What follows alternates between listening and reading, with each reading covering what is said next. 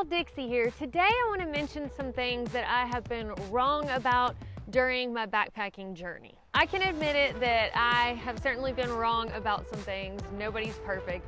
The first being stuffing Dyneema versus folding and rolling it. I don't know, and I haven't found at least a study that has actually gone into the specifics of this scientifically, but way back when I heard that it was a bad idea to fold a tent over and over in the same places, the same creases, and then roll it up and put it in the stuff sack.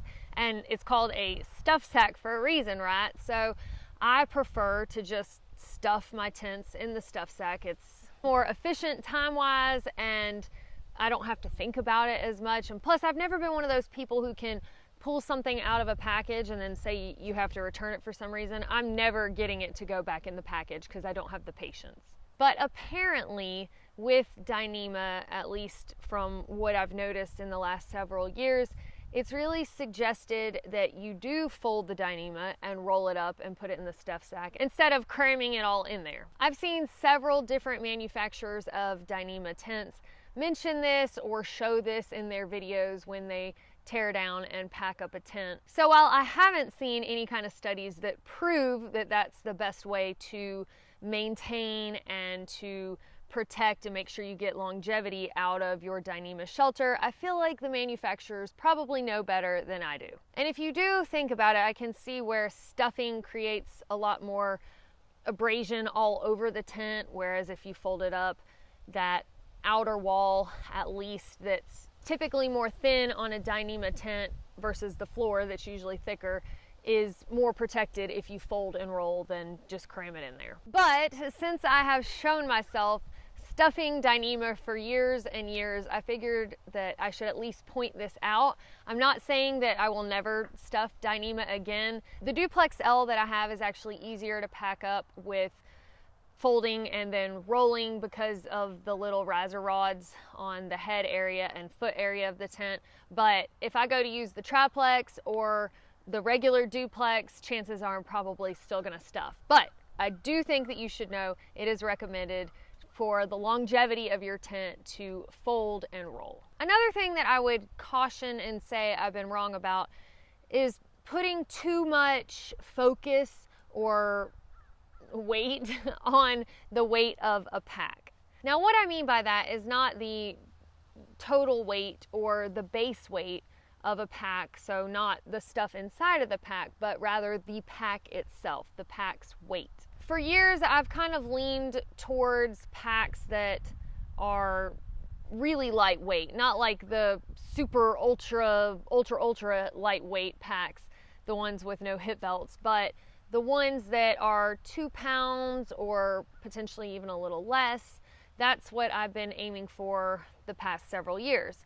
But considering that I've added so much camera equipment to my pack over the years, I've really upped my base weight and total pack weight. So those things should be considered when thinking about what weight your actual pack should be. Just think about it like this. If you are going to be an ultralight backpacker, that means that you have a base weight of less than 10 pounds.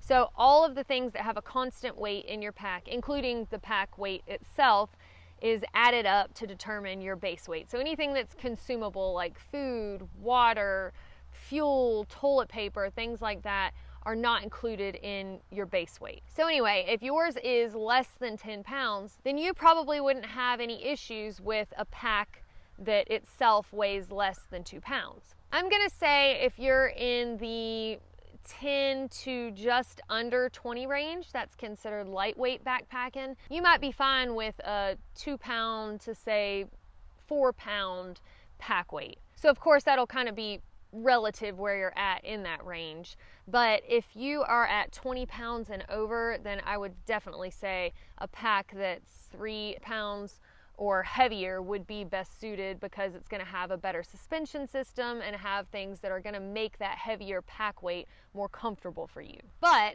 with that said, if you had a 25 pound base weight and you found a pack that was 5 pounds versus 8 pounds, and they both carried the same, they both felt just as comfortable, well then of course I would say go with the pack that weighs 5 pounds, because you're going to keep 3 additional pounds off of your knees, off of your back, etc. And of course you should always check out the max capacity for the load of all of your gear in that pack. Every pack is rated to carry a certain amount, but that doesn't necessarily mean that it will be comfortable up to that weight. That just means that the pack won't fail up to that weight. But basically, in a nutshell, the only time that you should really make the weight of the pack the most important thing when selecting a pack is if you've made the weight of every other gear item in your pack the most important thing when selecting those items, because that means you would have a very lightweight pack, as in all of the gear in it, so it won't matter if you have a very lightweight pack as far as the pack itself. Something else that I realized very recently I've been wrong about is zippers on tents. I've said several times in the past that I think zippers on backpacking gear are just kind of a bad idea because it's something else to fail out in the field.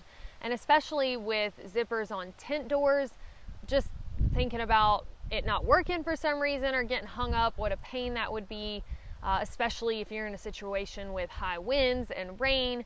But after my trip to Iceland, I would have really appreciated having a zipper door on my vestibule of my duplex L. Now, most nights I've been in a tent that don't have zipper vestibules. I haven't really longed for that, but I do think it really would have helped me out that night. And I do carry duct tape, floss, and a needle, so if I was in a situation where the zipper failed and I needed to rig something up to make sure my vestibule wasn't flapping open and letting just a monsoon in, then I know I could figure something like that out. And it is important to have some sort of repair kit for the field for if you find yourself in a pinch, just to get by until you can get back to town. But what I really wish is that while I was in Iceland, I already had my X-Mid Pro 2 that I got pretty much right after I got back from Iceland. I think that would have been an awesome test for it. And I'm really looking forward to getting it out into some bad weather. I know that sounds crazy. I can't wait to go backpacking in terrible weather, but I do like to push these things to their limits, and I definitely did that with the Duplex L, and I wish I could go back in time and have that X-Mid Pro 2 and really give it a run for its money. All right, y'all, well, that is all I have for you today. If you've realized along your backpacking journey that there were some things you were pretty set on and now you've changed your ways, I'd be happy to hear about those things in the comments below, because hey, we're always learning new stuff and science is changing and we're getting wiser, so it's all right to admit if you're wrong. Thank y'all so much for watching. Don't forget to subscribe before you go, and we will see y'all next time.